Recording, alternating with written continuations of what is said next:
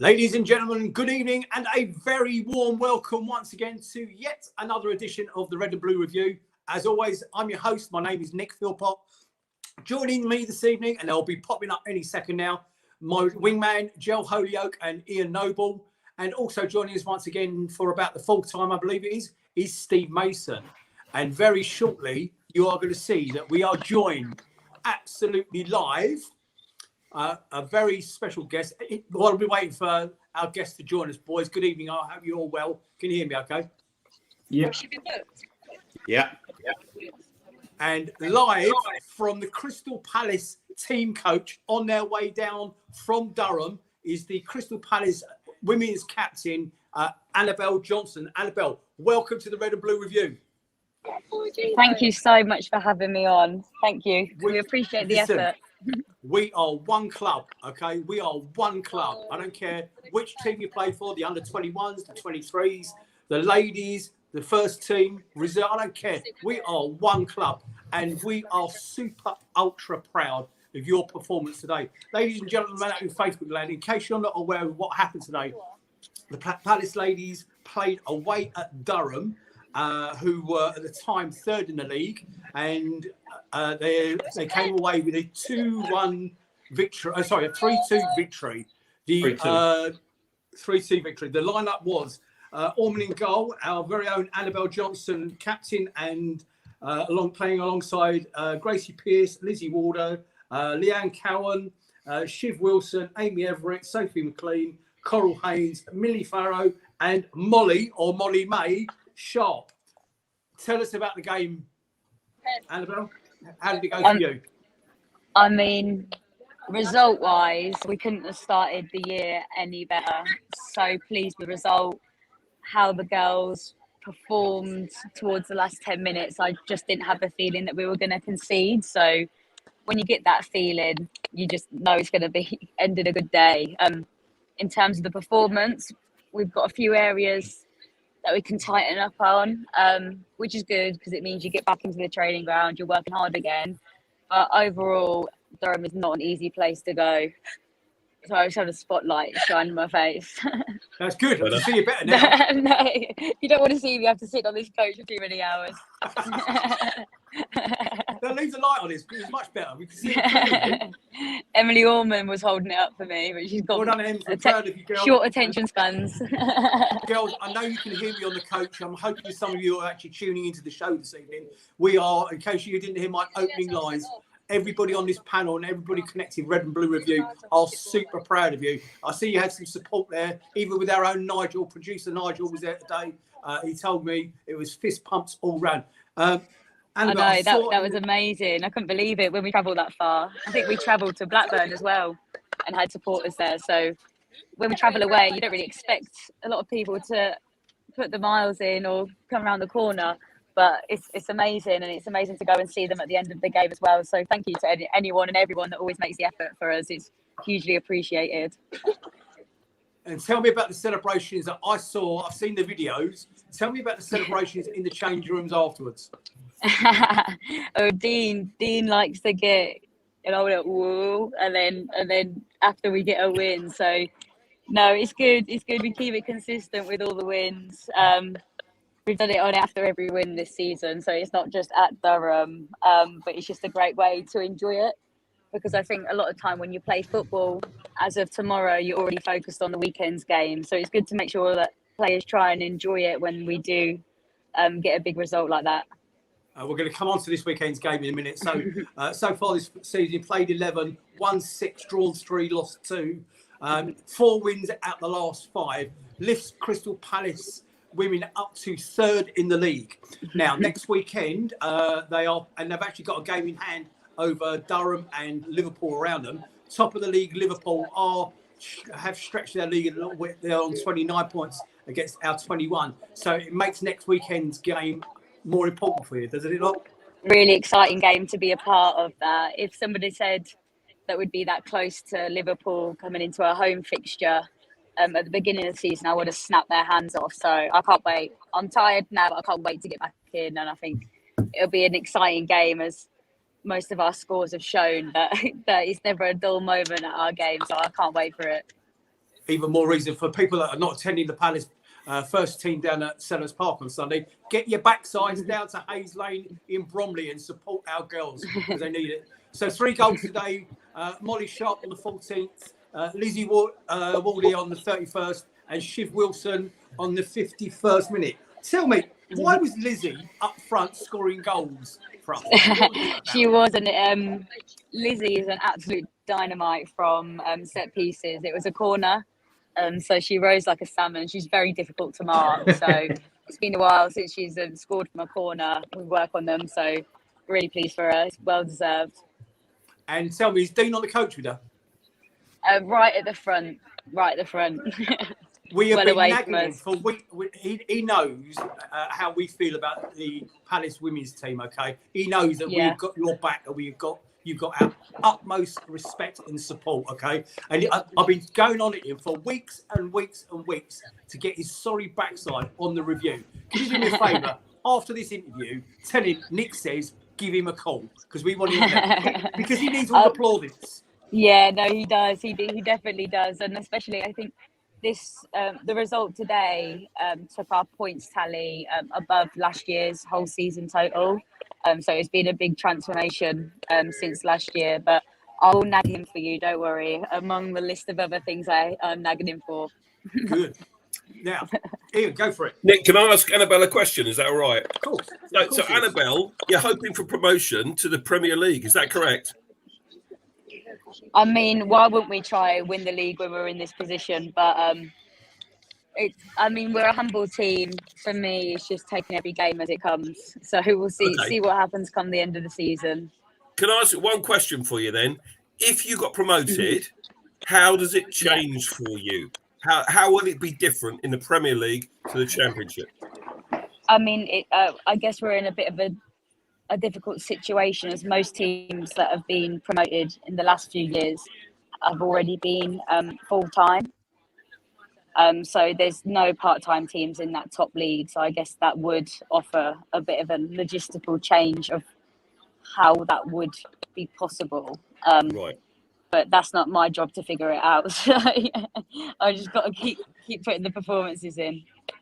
Steve? Thank you. So, Annabelle, obviously, just on that note as well, I heard of a scenario going back a few years ago with Bromley Football Club and a gentleman that actually played for Bromley part-time.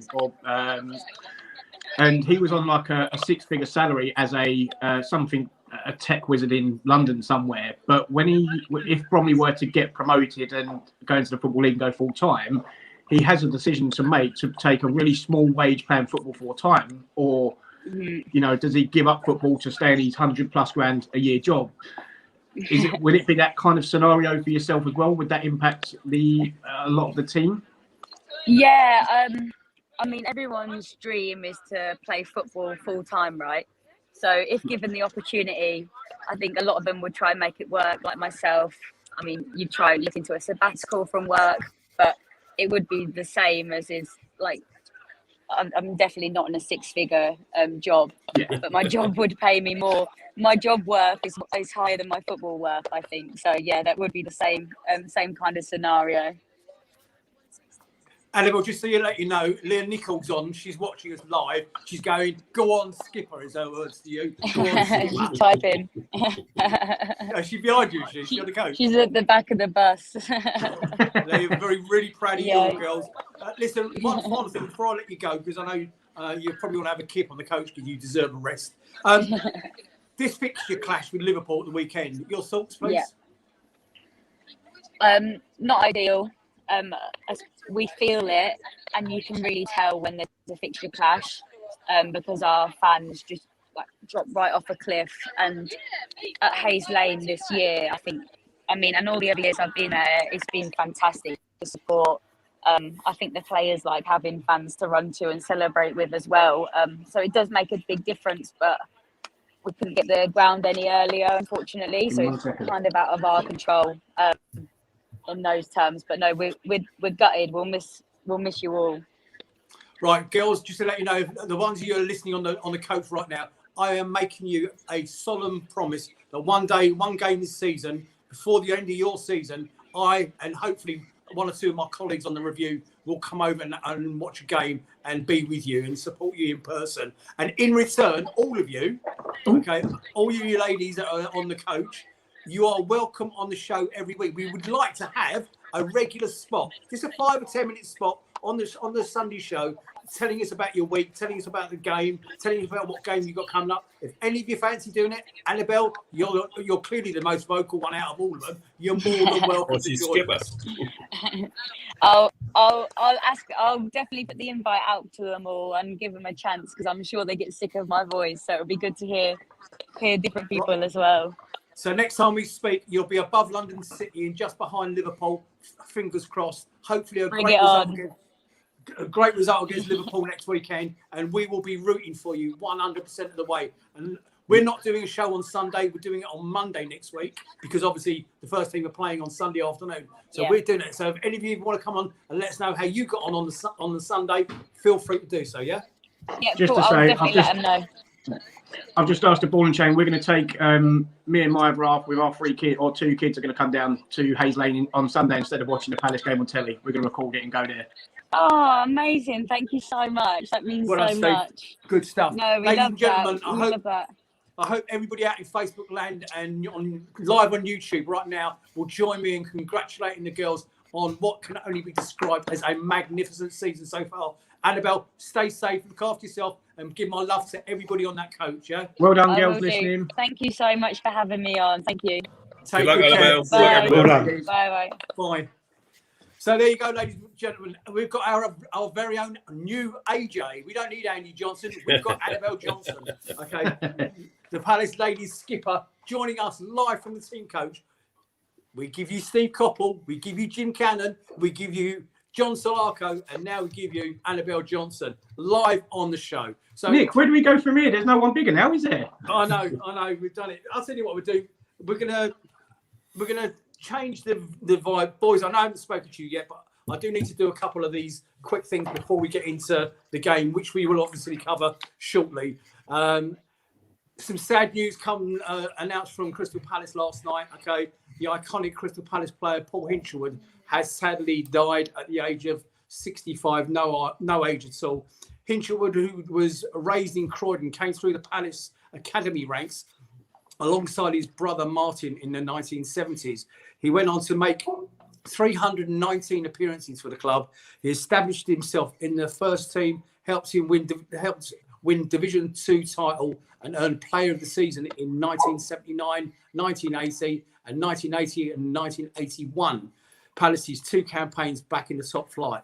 He left the South London club in 1983 for Oxford United before representing Millwall, Colchester United and a range of lower league teams. He later became Steve Kember's assistant and then successor at Whiteley Football Club. Paul Hinchelwood, on behalf of and to your family, our sincere condolences. Rest in peace, my friend. What a player. Ian Noble, I'm coming to you first on this subject, if you don't mind. And then Gel to you. You must have both seen him play numerous occasions. Yeah, absolutely. And as you say, a Palace legend, really, because anyone that plays for more than 300 times for the club could be considered a legend. And just to remember, I think he started off as a striker and he moved back to playing a fullback, found that that suited his, ability a bit better.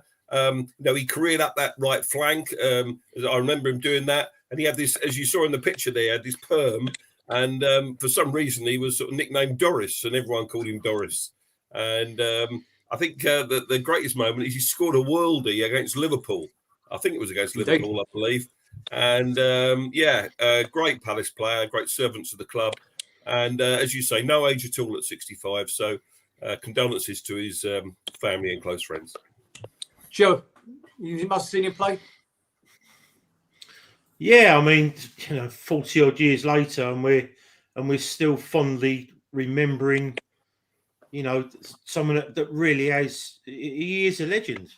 Him and his brother, Paul and Martin. I remember it like it was yesterday, and that's the thing. When you're older, you look back on, the fondest memories at Palace of really successful times, and it's a shame really that we haven't got we haven't got Jim on tonight to eulogise some more. It would have been quite fitting, but I imagine that he's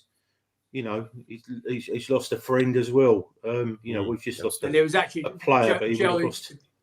Is a good. You raised a good point, Joe, and it's something that we did discuss earlier in the chat. Now, for your information, boys, you probably won't be aware of what I'm about to tell you.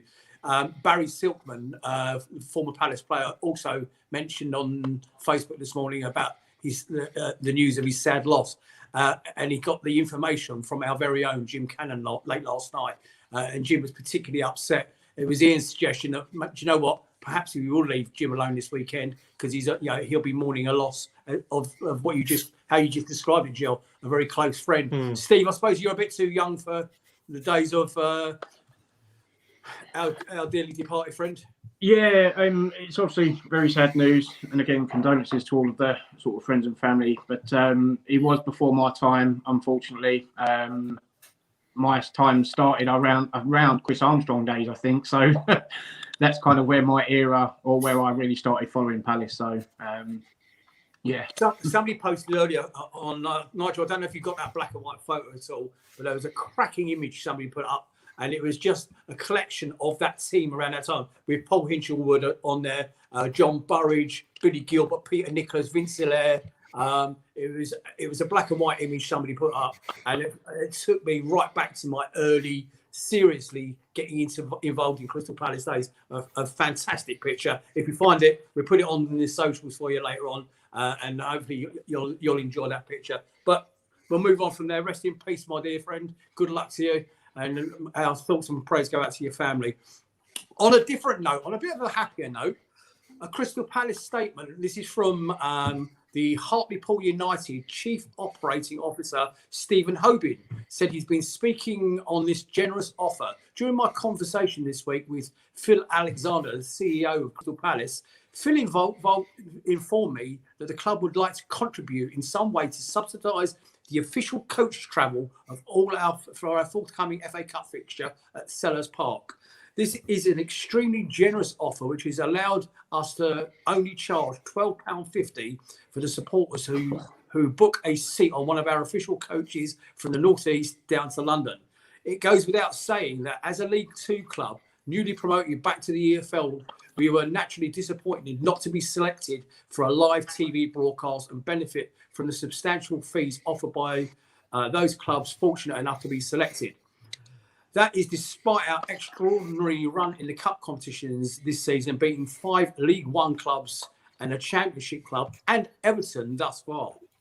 The kind gesture restored your faith in the football family, and we are all very much looking forward to what will be a very special occasion with many thousands of poolies who will make the trip south. Once again, a thank you to all at Crystal Palace Football Club. Now, it raises a couple of questions. First of all, it looks as though it's going to be about 4,500. Ian, you go first. I think they're going to do what they did for the Grimsby game. Yeah, right. Yeah, let me just come in, Nick, and say, of course, probably the most famous Hartlepool supporting celebrity in football is Jeff Stelling. And if you haven't seen the Jeff Stelling clip on Sky Sports yet, go and Google it. I think we might be on our Twitter feed. And Jeff says, of course, my lot won't benefit from live TV money because the powers that be, i.e. his employer, decide they want to put all Premiership games on instead. He said, and then he goes on and he eulogises about the generosity of Crystal Palace subsidising the trip. And he says 4,700 tickets are expected to be sold to Hartlepool fans.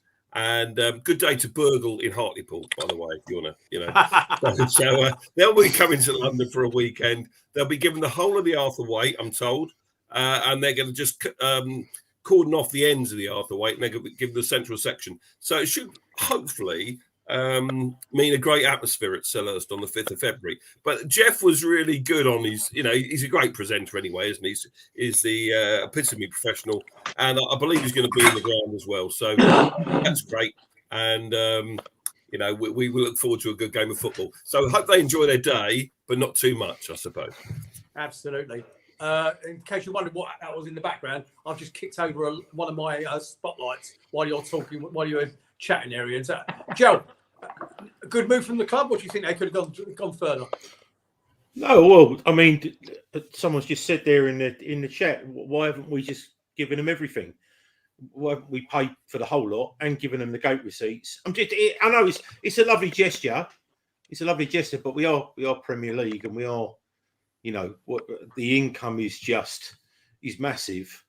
But that might change. It literally might change. So, but yeah, no, I'm looking forward to it. Yeah, and I'm looking forward to welcoming down an old school football club down to an old school ground. So, but I think their run stops with us, unfortunately. And in fairness to them, people on social media, their supporters are saying, you know, I was involved in a chain of conversations on there, and they're looking forward to it. You know, they're talking about us as a proper football club with a proper stadium, and they are genuinely looking forward to their day. And let's hope all the Palace fans out there make them feel welcome. And more importantly, Steve Mason, get your sorry arses down to Selhurst Park and fill the rest of the stadium. Yeah, I agree entirely. I think I was looking at the initial ticket price and that, and again, it was something that, you know, it's affordable, and not only will you get to see the team play, and we see how Patrick Vieira set out against Millwall, whether that was because it was a London derby, our rivals, etc. You would actually fancy our chance on playing some, you know, most of the first team to make sure that we do progress or do everything we can to progress. So I think it'll be a great family day out, a great atmosphere, especially with that amount of Pool fans. You know, just over 4,500, nearly 5,000 people for them. It's, you know, you'd expect it to be closer to 25,000 at Selhurst, which will be an amazing day out and a great atmosphere. Joe, I know you wanted to say something. Could you also do some say hello in the chat, please, mate? Yeah, we'll do. I think what happens, Steve, I think they'd be given, I think the Arthur's got 8,000, so it'll be about 20,000 if we can sell it out. But yeah, like you say, affordable tickets. It should be a good game, and it definitely will be a good atmosphere. But just very quickly, what it will do is they will show us how loud the Arthur can be. Yeah, because you know most of the noise. Yeah, I mean it's a very, very, you know, there could be huge noise coming out there. Well, we'll see anyway, because I'm sure, you know, when I come down, they'll make a huge amount of noise. All right, well, so just a few shout outs in. Sorry, just very, very quickly. I'm just going to go through the first name. So Daniel, Jason, Neil, Phil, Jamie, Andy, Claire, Aaron, as Aaron Thompson, not our Aaron, Sean, Lee Lockwood, Rob Cranfield, Mark Drew, Steve Tween, John Knox, Andy Hopper, James Convey, Matty Cannon, Paul Alden, Tom Clark Samuel, Steve Chandler, Luke Cooper, CJ, yeah, I mean, the usual suspects, and Ian Appley, Charlie Byrne, Paul English, James Morley. Yeah, so welcome all, and thanks for your input. Sure, we'll get a bit more for you. And yeah, there was a lot of love in here earlier for the Palace ladies, and rightly so. And like you say, I don't know how many more podcasts blow the trumpet for them, for them and for the club entirely, but as we do. But hopefully by us, you know, giving them our airtime into Facebook land and YouTube, hopefully it will get to, you know, I know the likes of Andy Lucy and that, they, you know, whenever they can go local, they always go. So hopefully if you can't, you know, if you're not going anywhere else, or you can't go anywhere else, try and get yourself down to Hayes Lane. It'll be a great day no matter what, and I'm sure that Liverpool will have a few fans there, just purely on the back of that football club. We're going to get onto the game, Ian. Well said, mate, by the way. We're going to get onto the game, Ian. Just very quickly. Yeah, so just to come back to that price of the cup tickets, they're 20 quid for an adult in advance and £10 for kids. So that is affordable, I think, as Steve said earlier. Compare that with Manchester United, who host Middlesbrough. Do you know how much they're charging Middlesbrough fans? I think when we went there in the League Cup, it was like 40 quid a ticket or 45 quid a ticket. £46. So say that again? £46. When we went in the League Cup quarter-finals, going back when Ambrose scored. Shame on them. So it's affordable. Get yourself down there. So for Hartlepool fans, £12.50 on the coach, £20 to get in, and at a weekend in London, not a bad deal, I think. So, how much would the coach journey normally be like that? I mean, I remember going back years ago to going places to like Sheffield United away on a night game, stuff like that. Coaches were like £25 back then. So, like, could you imagine what it'd be for them? Without the subsidise, it'd probably be like 30, 35 quid, wouldn't it, just for the coach alone? I just crunched a few numbers, and if it's 30 quid, that means we're subsidising it to the tune of £82,000. Now, to a Premier League club, that's not a lot of money. It's a nice gesture, but it's certainly not a lot of money in the grand scheme of things. But then, because it's not a televised game, how much do you get just for winning the round, so to speak? Because it's not a lot in the early rounds. It's negligible. It's negligible to a Premier League club. It's not very much. Small. It'd be a few hundred thousand. Yeah. Yeah. Right, we're going to move on to the boys. We're going to move on to the game. Yeah. But Ian, this is coming to you. Before we do, Jill, you've done all your hellos in the chat, but I'm glad to say you didn't mention one guy that's in there. And Ian, I know you got a thank you to say from the Brighton game the other day. Whilst I was down there, standing outside the Wetherspoons in Brighton, a gentleman came up to me and said some lovely things about our podcast. And he's online this evening. Jason Green, I know you're out there, mate. Good evening and welcome, buddy. Thank you for your lovely words that you said to me outside the booze. I hope you had a good and safe evening. And it was lovely to meet you formally. And also there was another guy standing in front of me who's also consequently written to the Red and Blue Review team to giving us his breakdown a bit. I haven't got his name to hand, sadly, but he stood in front of me at the game at half time. He turned around to me and said, "Hello, Nick." He said, "I watch the Red and Blue Review every week and I thoroughly enjoy what you and the guys do. Thank you, boys, for giving up the time, so much time to put it together." Ian, you had one as well, didn't you? Yeah, I did. Yeah, after the game, I was queuing for a drink after the match. So they lock us in as the Amex, as you know.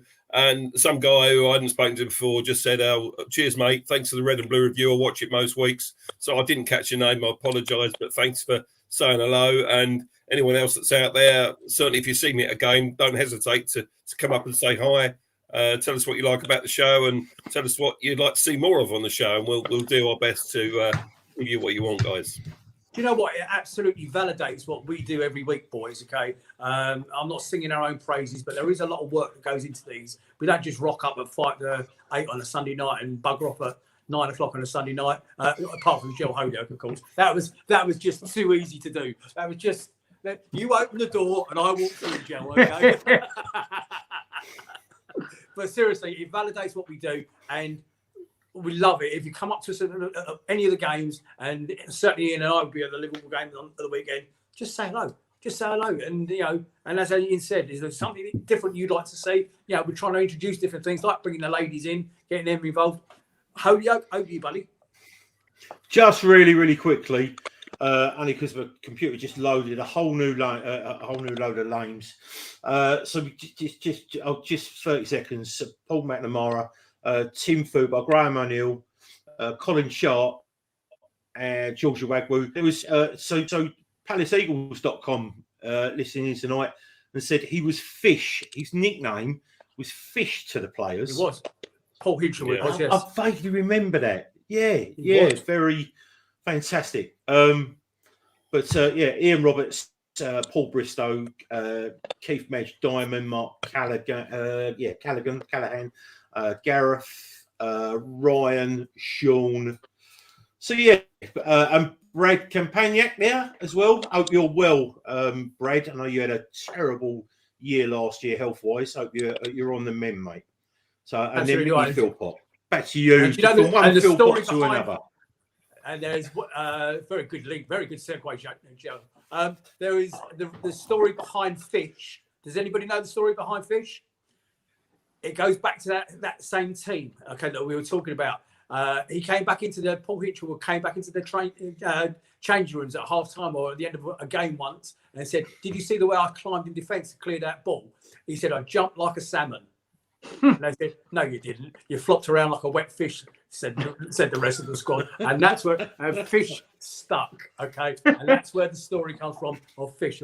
Yeah, to us, he was known as Doris, but to the squad, and Jim will validate that next week when he's on, because Jim is on next Monday night, ladies and gentlemen. He'll validate the word Fish. I'm sure he will. Does that anyway mean having the ladies coach a Fish then? Huh? Do we have a Fish in the ladies coach then, as she said earlier? So well, it was probably AJ herself actually. She's playing the centre back. So, ladies, Annabelle, AJ, that's her nickname. Are you the Fish of the squad? Let's find out. See if she's still watching. If any of the girls, if you're still watching on the coach, who's the best jumper out the back four, or even up top? Who would be our Fish? Okay. Anyway, let's move on. Let's have a look at the lineup. So there was a couple of surprises in that lineup. Starting in goal, and we're coming on to this in a minute. Jack Butland in goal. The same back four. It's been quite a constant this year, if you think about it. Ward as captain, Geehee, Anderson, Mitchell. Hughes, Schlupp, Gallagher, Elise, Edward, and Eze. Now, on paper, you'd think that the biggest error there would have been the Jack Butland situation after his, how can we describe it against Millwall? Unfortunate mishap. Yeah, that'll do. Yeah, that'll do. But as it turned out to be, fantastic. Right, Ian, give us, if you'd be so kind, a quick rundown on the first half, because Palace got battered everywhere they went. I think it was the song. But we're getting all the Fish quotes in tonight, aren't we? Leapt like a salmon. We were battered and all the rest of it. Yeah, and you couldn't get a decent chip out of any of our players, and we'll keep them coming.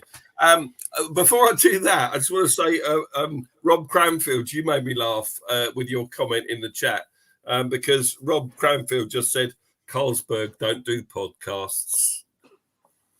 I think that's a great compliment. Thanks, Rob. That did. I'll take that, Rod. Thanks, mate. Yeah, we'll take that. Look, I went into the Amex. So I got there really early, stupidly early. I was one of the first in the ground, and we had a couple of beers and a pie. I think one of the best things they do is the pie. Actually, those piglet pies at Brighton, and we got in nice and early. Watched the team warm up and everything. But I did worry about it, because not that I didn't think we would be good enough to play against them, but Brighton are very good at the moment. They've had some cracking results. They haven't won too many. They haven't lost too many either. They've only lost 4 games. They've still only lost 4 games. And it's only the top 3 that have lost fewer in the Premier League. And that's something, actually. That it really is. So it hurts me to say this, but, we're playing a very good side. And we started, almost as if we were a bit in awe of them. And look, the stats that have just gone up there on the screen, goodness me, it's just a bit embarrassing, isn't it? In the last 3 matches at the Amex, they've had the lion's share of possession. We've actually got 7 points to their 1. Of course, we won the 2 before Friday night, and which is great. It's real shithousery at its best, I think. Am I allowed to say that on the pod? I just have. Yeah, you are. And they battered us last year, and we won 2-1 with that real smash and grab. And then the time before that was the last away game before the lockdown. It was the 29th of February 2020 when Jordan Ayew scored the winner, which was a great day. But let's come back to Friday night. They had 63% possession to our 37. Sometimes it felt like a lot more than that. 19 shots. Oh, these are different stats. I'm reading them off the BBC. 19 shots to 3. They had 9 corners. We didn't have any at all. Not a single corner. And you look at those expected goals, they really did. They really did batter us.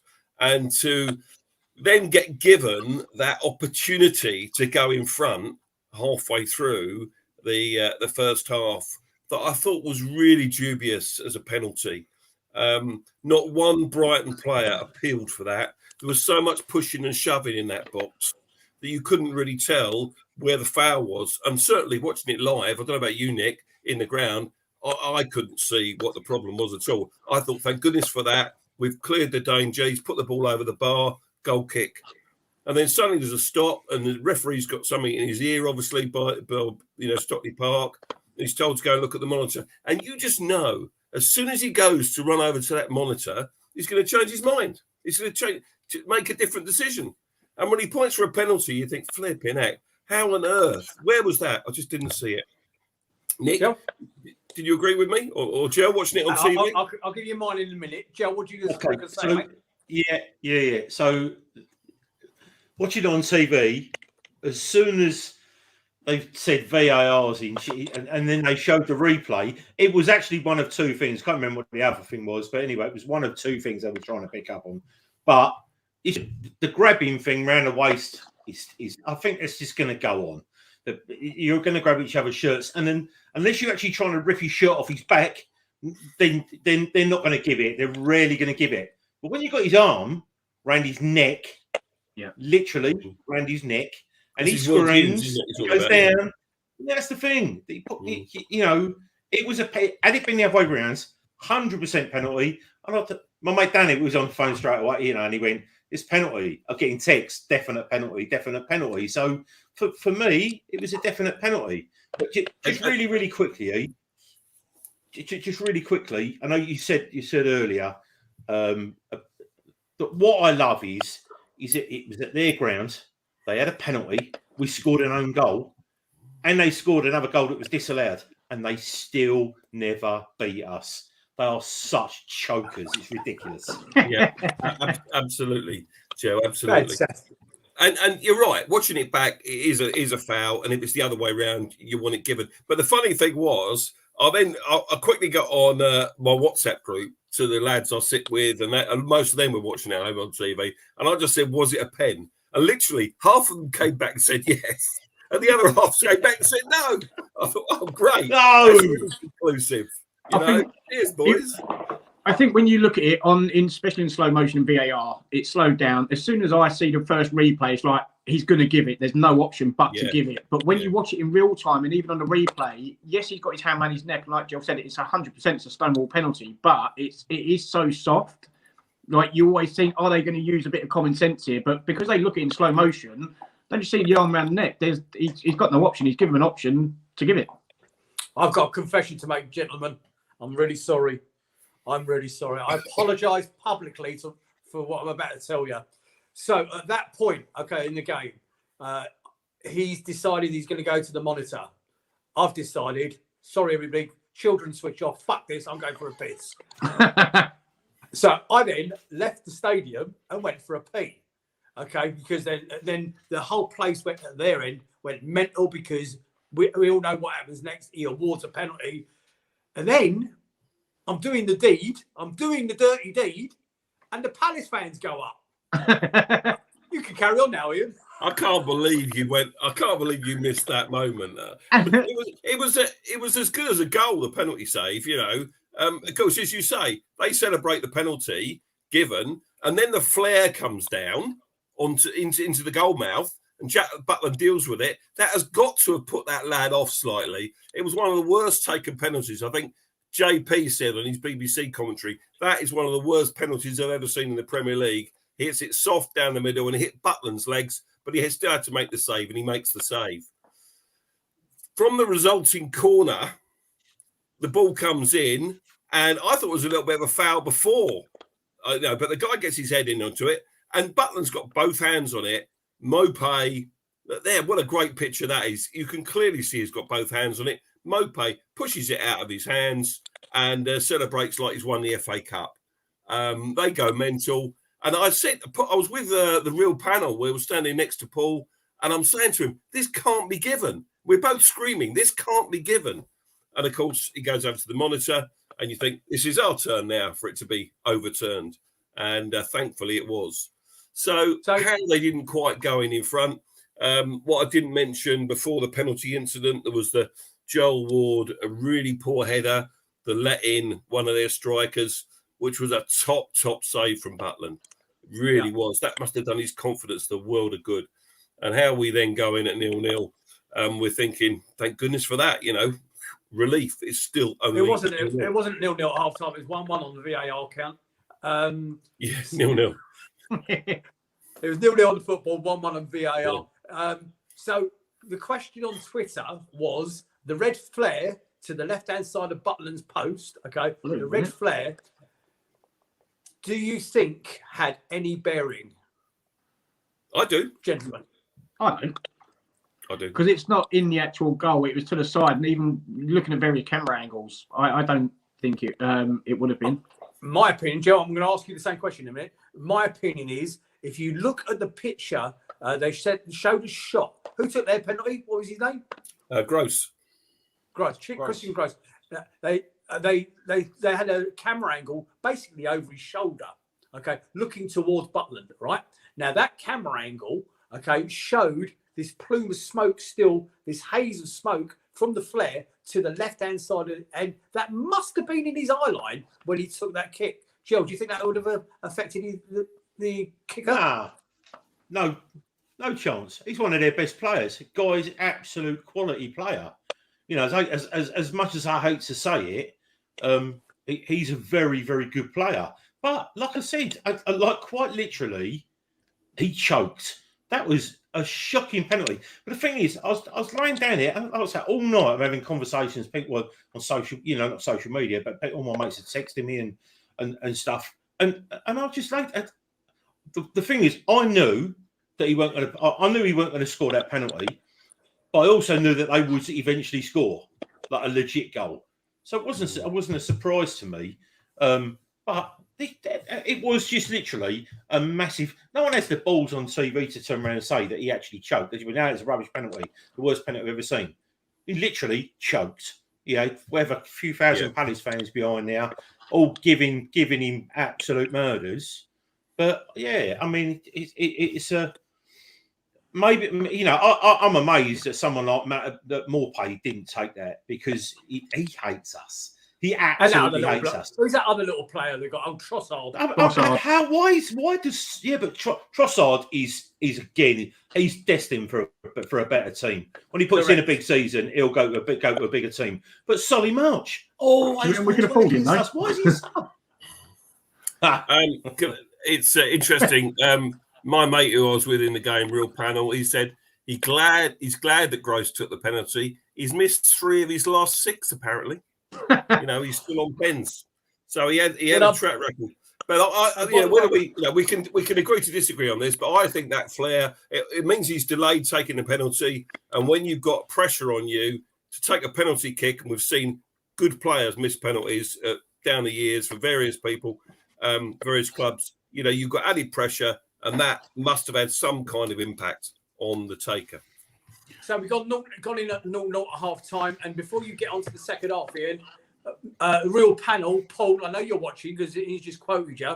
Okay, don't forget your words. You said to me at half time, you gave me your word that you're going to get your backside onto the Red and Blue review. It's about time. You said, I've never asked you. What a load of... Oh, you've never been invited, is what you said. What a load of old cobblers. Well, I am publicly inviting you now.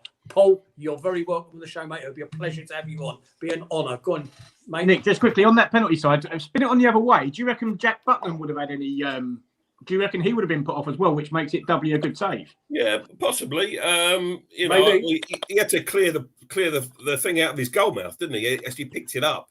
But at the point of the penalty being taken, would any of the smoke been in his peripheral vision putting him off at the point of him running up to take the penalty? I think, as Gerald said, I think it was more of the case of it was a poor penalty kick, apart from anything else. And Butland did what he had to do, just get in the way of it and keep it out. So, Right, on to the second half then, mate, please. So I think we did start the second half a little bit better, but... when they're attacking up the other end of the pitch, you can't see it as well from the away end.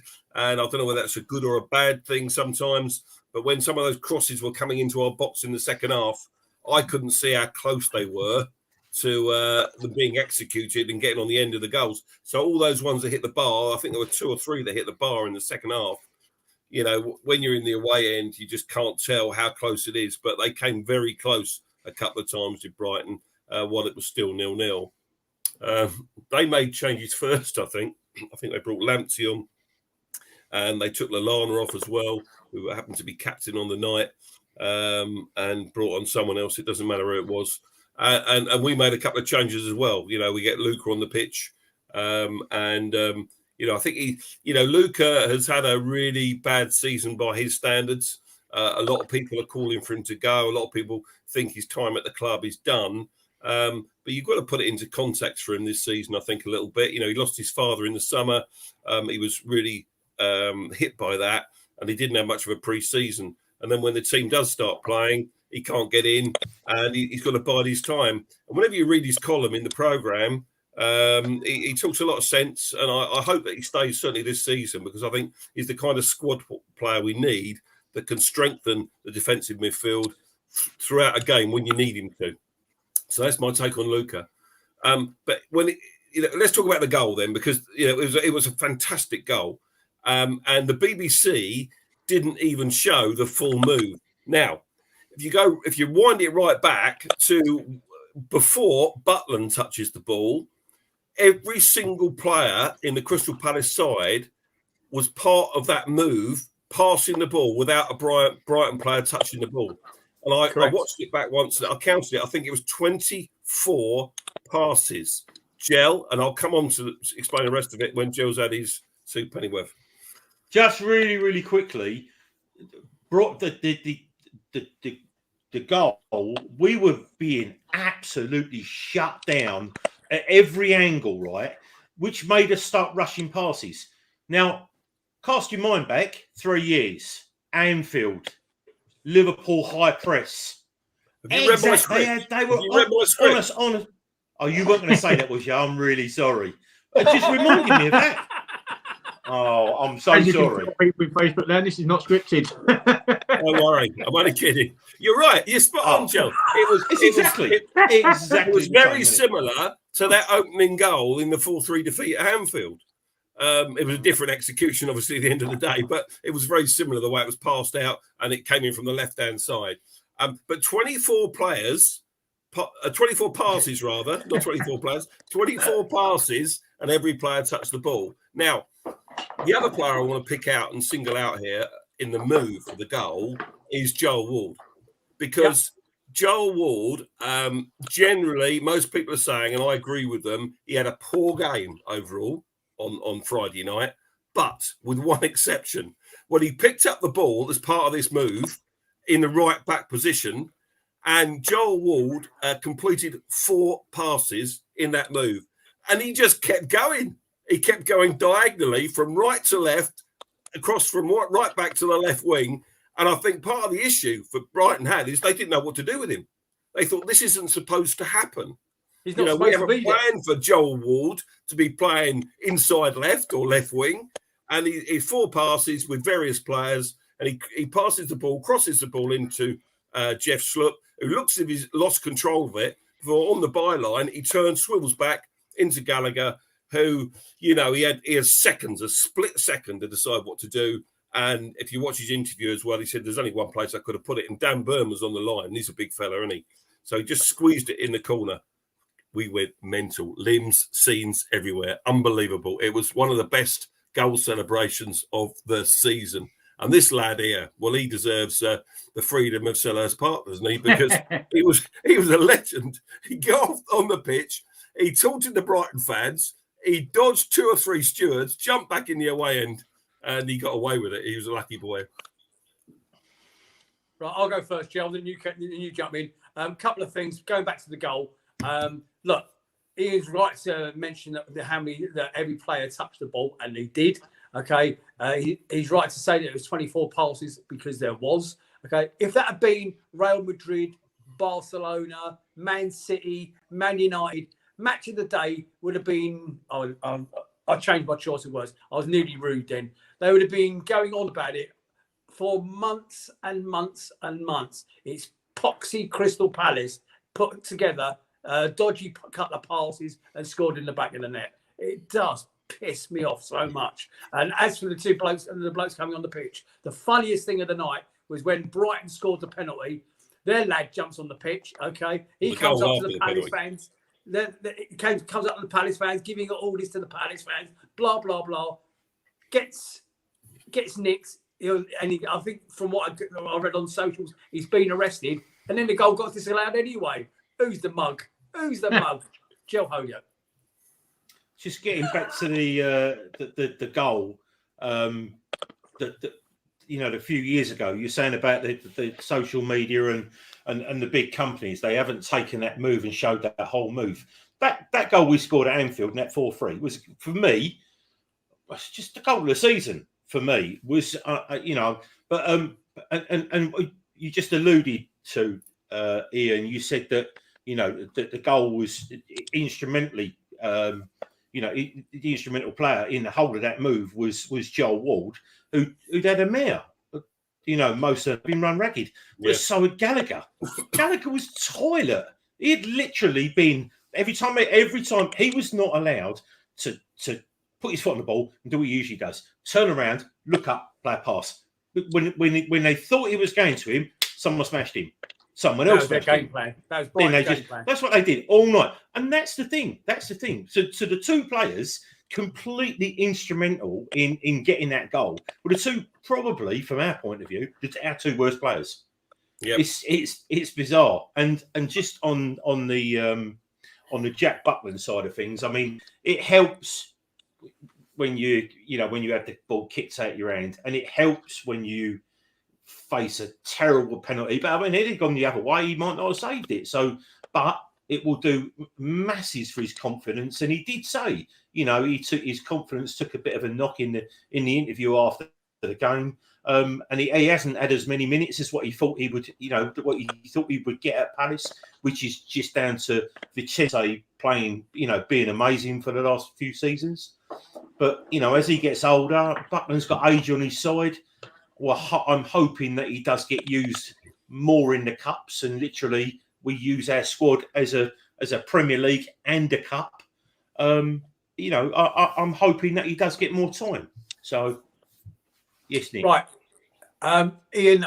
I've actually asked Jack Buckland this personally on Twitter, but he hasn't responded. Okay, did you see? And 2 or 3 times the Palace fans was, and I don't know if you guys picked it up on TV. Super Jackie Butland, Super Jackie Butland, blah, blah. Now, on the second time we did it, towards the end of the game, it might have been after the final whistle. I'm bloody sure that I saw him mouthing the same words back to us. He was singing along to his own song. It was sung as well after the game when they got on the coach. So I was, as they were shepherding us round the side, you know, through that alleyway bit, and the coaches were there. And they were getting on the coach, and we were singing it then as well, in the freezing cold outside after the game. He didn't respond to me on Twitter, okay, but hopefully he will respond. Go on, Joe. The singing definitely affects the players. It definitely gets into their head, because do you not remember Wilf turning around and saying, when the Palace fans sing his songs, he sings them in his head while he's playing. Yeah. He's actually said that, which is amazing. Just real quickly about our younger players. That diamond that we played, if we could muster the money, and he did want to stay with us, and Gallagher stayed in that central position, we could get him for next year. The first time we've played that diamond, him sitting in the middle, Edouard up front, Elise, Eze, that's a fucking amazing diamond for us. That is huge for the next 3 years for us. If we could afford to keep, it's huge. But that's the first time they played together, and that's what I think a lot of the reason why it didn't gel fantastically. But you know, the thing is, Brighton, their stats this year really good. Much as I don't want to praise them, they are aesthetically very pleasing to the eye. And if they did have a £50 million forward, you know, as I alluded to people on social media, you know, they'll only get in Europe if there's a war. But if they really had a £50 million, forwards, they would be top 6 side. The way they're playing at the moment, they definitely would. And let me come back in, if I may, Nick, just to talk about the rest of the game very quickly. Otherwise, I'm going to forget it. But Jill's right about Gallagher. He wasn't playing well at all. And I turned to my mate and I said to him, if he carries on like this, Chelsea won't want him back. I actually said that during the game, because he was having a shock up until that point. But, you know, they kept going, Brighton. That's one thing you've got to give them credit for. Look at all their last-minute equalisers. You know, we joke about the fact they always celebrate the draw. But they've got so many of them, they just never give up. places like Chelsea and West Ham, they've come Crystal from Palace. behind right at the death, you know. So we just knew they were going to keep coming, and they did. And what I was worried about, well, actually, before they scored the goal, Butler made another very good save. It was very similar to Speroni's at the same end, wasn't it? It was very, very similar. Yes. And, you know, and then there's a certain irony about the fact it was an own goal that got the equaliser, because, you know, when you look at it on the screen, we were just exposed down our right and their left-hand side. And Wardy, if he touches him, he goes down in the box probably, and it's another penalty. So he gets it across. Anderson gets his foot to it, but the pace on it just takes it past Butland, and they couldn't believe their luck, Brighton. And it was still 3 minutes to go plus stoppage time. So I just feared the worst at that point. I thought, if any team's going to go on and win this, it's going to be them and not us, because we'd taken off our best players by then. You know, we'd taken off Edouard and someone else who's not, I forget. Eze. Yeah, taking off Eze, that's right. And do you know, I thought, we ain't going to get back in this. You know, we're not going to win this game now. And if any team's going to win it, it's going to be them. And Welbeck, who came off the bench for them, very nearly did, didn't he? Right at the death, you know. So I'm breathing a huge sigh of relief at the full-time whistle. And just a word about Eze. I said before the game I wasn't sure whether he was ready. And, yeah, I think we saw glimpses in the Millwall game that we didn't actually see at Brighton. And, you know, I don't think I would start him against Liverpool. I just don't think he's quite ready yet. You know, he just looks like he's carrying a bit of weight to me. I don't know what other people think. It's a difficult injury to come back from. But obviously Patrick knows him better than us. So fair play to him. And he didn't have a bad game, but he didn't light up the game like we know he can. Steve, you wanted to say something? It's actually gone out of my mind what I wanted to say now. I know you were saying about when the goal went in, obviously there was like 3 minutes left, but on the TV actually come up with an interesting stat. Obviously the last 6 Palace Brighton games or Brighton Palace games, there's been like, I think 4 goals from the 89th minute plus. And it went like something like we scored in the first game, Brighton won was the second game, we was the third, Brighton was the fourth. So I said to my boy who was watching it with me, I went, that's all right. I said, by looking at that league, I said, if there is going to be a goal, we'll score it. We're next in line. But yeah, something like 4 or 5 goals have gone in the last, from the 89th minute plus. Yeah, well, we were at Sellers back 87. in yeah. 87's late enough, isn't it? But I think I was 87 the other night. I was clearly more disappointed with the one at Sellers. You know, that one in the 94th, 95th minute. The last kick of the game, wasn't it? Was and then it was the following week versus Arsenal. Go on, John. Finish up the Just game. quickly, so in the chat, Mooks was saying Eze needs game time. He does. I've not seen anything about him. You know, anyone else not agreeing or saying he's overweight. But Joan Wells said Butland did well after his big mistake against Millwall. Matty Cannon said Eze is well off the pace at the moment. Sim Fugar said whatever we pay for Gallagher, if we could sign him, I'm certain we'd end up getting more back for him in a few years. So again, business sense wise, yeah, that would be pretty much us all over, though, wouldn't it? But yeah, Colin Sharp said opponents are always going to try and mark our best players out of the game. We need to be cuter. Well, I mean, as they did have that one run, do you remember that in the second half where he picked the ball up? Yeah, and he skied it, didn't he? Gliding. I was like, oh yeah. I mean, but again, you know, every now and then 1 in 10 of those goes in the top corner. So Paul Holden said, who plays in goal against the Scousers, Guaita or Butland? Well, I mean, the thing is, against Brighton, it's a huge game for us, and I imagine he would only ever play his best side. So for me, Guaita's finger must still be playing up. We don't know what unless he genuinely is.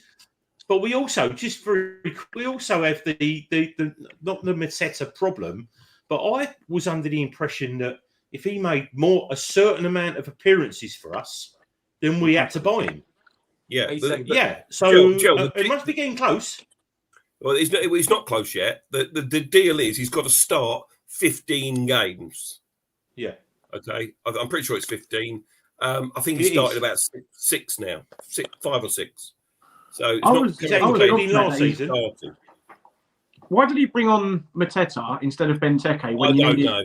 a quality person to hold the ball up. But it was that question was asked, Steve, a lot of times inside the stadium as well. There was a very strange one. It didn't make sense. He was involved. You can't fault the manager. Mateta was pivotal in that build up to the goal as well. So maybe the manager got it right. What do we know, Ian? I still don't rate Mateta. I'm sorry. I know he scored at Millwall the winner and he got his goal against Norwich, but he just looks like too much like some of these sort of centre forwards like Akinbaye down the years that played for us. Right in my mouth. He just doesn't do him it for scoring those goals. Yes, he's got youth on his side, and certainly I'm warming to him a bit more than I was, 3 or 4 weeks ago. But I was very surprised, Steve, as you say, how he gets on the pitch ahead of Benteke on Friday night was beyond me. I could not believe it. In fact, I didn't know. I saw a black fella come on, and I thought he's brought Benteke on. I had to do a double take. I seriously did. Jill? John Curse just turned around and said, John Curse in the chat said our goal against Brighton, it must have a chance for goal of the month. And then Rob Cranfield said, well, he had a brain fart to go that far forward. I mean, I've not seen him do that ever. Bomb down the right, yeah. 1-2's down the right hand side, but not go from sort of right back to right midfield to centre midfield to left wing. You know what I mean? I mean, he literally was. By the time Sluppy had pulled the ball back to Gallagher, okay. By the time he'd done that, and by the way, did he know Gallagher was there, or was he just hooking it back for the sake of hooking it back? They called it a no-look pass. Did he know he was there? I don't know. By the time Sluppy had done that, both of our fullbacks were in that bottom quadrant of the pitch, outside the box, but in that bottom quadrant of the pitch. Mitchell was there and Wardy were there. Why? I mean, as you say, he must have had a brain fart. Right. So it finished 1-0. 1-1. We wish it did. We have now, don't forget, ladies and gentlemen, we are unbeaten against that lot this season. Celebrate that. We've only got one thing left to play for this season, and that's gain another 4 more points. So we're above them. We cannot let them finish above us. So I'm going to move on to a couple of other quick. I want to talk about the potential Benteke transfer in a minute, gentlemen. But before we do that, just to catch up on the transfer window, 19-year-old Killian Phillips has joined Crystal Palace Academy from the League of Ireland Premier side Drogheda, subject to be FA sure. To be sure, and subject to international clearance. He signed a 2-year contract. He'd already been on loan at Palace as a trialist anyway, so good luck to him. Crystal Palace have added 18-year-old right-back Joshua Adey to their under-18 squad. The teenager last played for Langley Football Club and now joins Rob Quinn's Palace side, right-back with attacking attributes. And this is a name you may be familiar with if you watched the show enough from last season. Crystal Palace Academy player Adla Nascimento has signed professional forms with the club. The Portuguese teenager joined from Peterborough United earlier this season, having made his professional debut at 16 on the final day of the League One season in 2021. And sadly and finally, J. Rich Bagaloo has signed for League One side Accrington Stanley on a permanent basis. We wish him every success at Accrington Stanley. Good luck, Jay. You've been a legend for the under-23s. I missed one. Oh, there is another one. Sorry. Academy midfielder James Taylor has joined National League sides Tunbridge Angels on loan until the end of the season. And so not an awful lot happening in the transfer window at the moment. But the biggest news coming out at the moment is serious interest, and I heard that they've actually made an offer for him, or for Christian Benteke going north to Burnley. I've got to go to jail first on this. I've got. No. I'm just listen. I always said to you, when he's on his game and he's playing, he gets my support. But anyway, Mark Callaghan said if Benteke's still on a driving ban, I'll give him a lift to Burnley. I will pay for the petrol. 10 mil. Yeah, Jason Green said 10 mil, decent amount of cash for a misfiring 31-year-old. So I'm surprised. I know you love him, don't you? Comments. There's not a lot of love for Tekkers in the comments tonight, guys. I am surprised. Richard Thomas says selling Techers makes no way. Selling Techers in no way benefits us, especially if we don't bring a decent replacement in. And I agree with you, Richard. I think we need to keep him. With COVID still rife, we need a squad. All right, he's not going to start, but we need someone of his ability to come off the bench still. I think maybe alongside Mateta as well. Just sorry, Steve. Just quickly, just in the chat. So Mark Callaghan said, but and I'm up here as well. Although I didn't see loads about him, I spoke to other people who watch the 21s and that, and the younger the other teams. And Mark said he would have kept Jay Bagley, and so does Mukhtar. And I'm the same as that. That was a little bit of an eye raise for me to hear that he'd gone. I thought he was one for the future. So you never know, do you, these days? You never know, Steve. So just on the Benteke note, I think it's very good business. Ultimately, if it does come to fruition, I mean, I know we was all saying last season about Roy Hodgson not playing to his style, which is why he wasn't firing, etc. And then towards the end of the season, he bagged a few goals. I think him bagging a few goals and getting a new contract is actually what's given us the option of actually earning some money off the back of him. It wouldn't have cost us much extra for him to sign a contract, maybe an extra 10, 20 grand a week on his wages. But actually, that puts us in a position now, what is he, 31, 32? If we get 10 million for him, it's good business. Especially if the likes of, it's not Rob Street, the under 23, who's Raksaki as well. We've got a few players there with the likes of Edouard, with the likes of Elise doing what he's doing.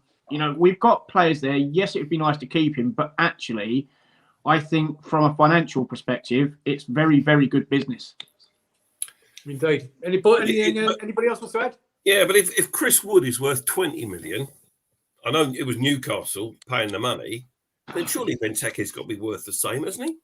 10 million? I think it's a snip. And I don't think Burnley afford his wages. I think he would. I think he's on over 100 grand a week. So I'm not sure their wage structure would cope with that.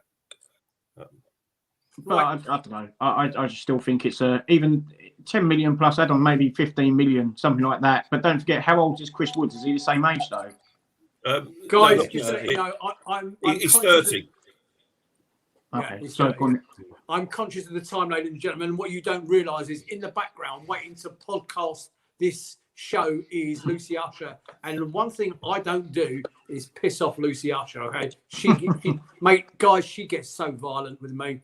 She's only little, but God, she gets violent with me. She's horrible to me. She bullies me badly, but we love her dearly.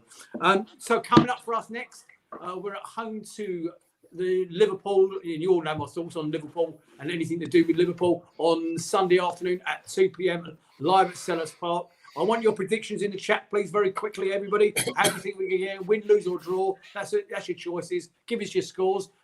Joe, I'm coming to you first for a prediction against Liverpool, please. Mane and Salah are both out.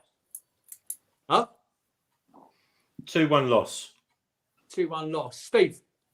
We haven't beaten Liverpool for a very long time now, so I'm going to go for a surprise 2-1 win.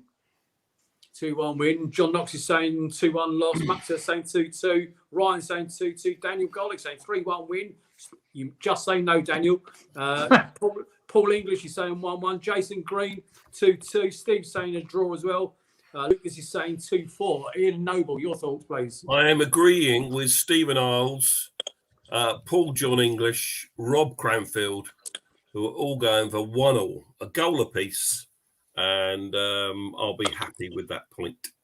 And the real panel's just quite rightly said, good time to play Liverpool as Mane can't score against us. See, that's why you need to get your sorry backside on the show to have information like that off the top of your head, mate. Well done. And I'm also going for a draw, by the way, 1-1. Lots more of your predictions coming through. Ladies and gentlemen, I think you'll join me in thanking the girls for the ladies on the team coach live on their way home for joining us this evening. I think it's something different. I think it's something entertaining, and we love it. Okay, we want to get ourselves fully behind the girls. Please support them. If you can't make Selhurst on Sunday, get over to Hayes Lane. Go on, Jill. Something's making you tickling your fancy. Go on. Yeah, no, it just come up on the screen. Dickie Cook said he's predicting called off COVID. called off COVID. Boys, Joel, Steve, Ian, as always, thank you very much. A massive thank you goes to Tom Clark, Samuel, and of course Nigel Croucher for producing. Lucy Usher, I'm only joking, darling, for podding this, and it'll be up on all your socials. Share it, like it, subscribe to it, whatever you have to do with it on socials. I'm too old to worry about things like that. I'm going to call it a night there. Ladies and gentlemen, on behalf of myself, Nick Philpott, and the rest of my team, God rest your soul, Paul Hinchwood. Good night, everybody. Good night, guys. Good night, all.